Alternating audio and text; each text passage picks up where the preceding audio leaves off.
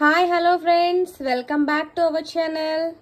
ఈరోజు నేను ఒక ఫుడ్ బ్లాగ్తో మీ ముందుకైతే వచ్చేసాను. మినపప్పుతో గారెలు ఎలా చేయాలో సింపుల్గా చేసి చూపిస్తాను చూడండి.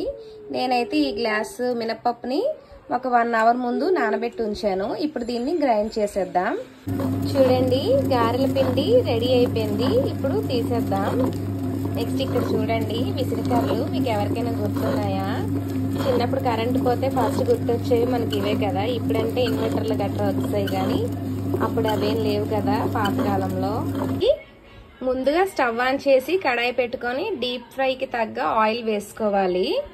నాకు యాక్చువల్లీ గారెలు ఇలా చేత్తో వేయడం రాదు.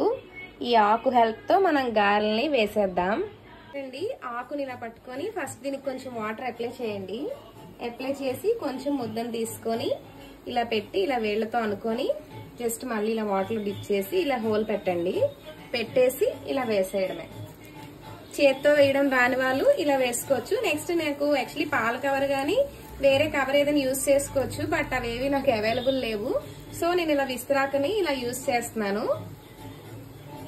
చూడండి, గారెలు ఇలా వేగాక తీసేద్దాం. పక్కకు తీసేసి నెక్స్ట్ వేసేద్దాం. చూడండి, లాస్ట్ వాయి కూడా గారెలు అయిపోయాయి.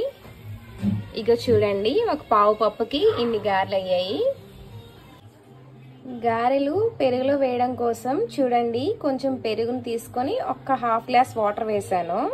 ఇప్పుడు వీటిలో కొంచెం క్యారెట్ తురుము వేద్దాము. చూడండి, క్యారెట్ తురుము వేసేసాను. ఇప్పుడు సాల్ట్ కూడా వేసేస్తున్నా. నెక్స్ట్ ఇందాక మినప్పప్పు గ్రైండర్లో ఆడుతున్నప్పుడే వాటికి సరిపడా సాల్ట్ కూడా అందులో వేసేసానండి.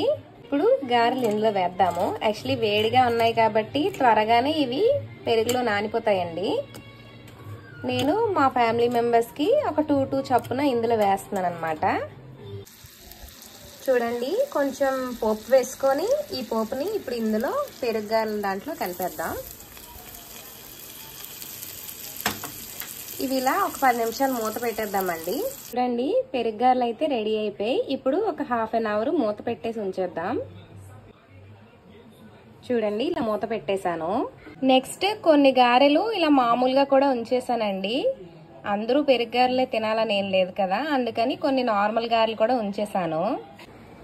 అంతేనండి, యమ్మీ అండ్ టేస్టీ పెరుగు ఆవడలు రెడీ అయిపోయాయి.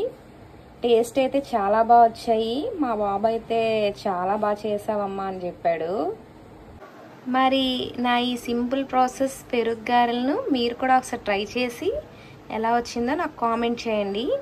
మరి మీరేం చేయాలో తెలుసు కదా, నా వీడియోస్ని లైక్ చేసి షేర్ చేసి సబ్స్క్రైబ్ చేయాలి.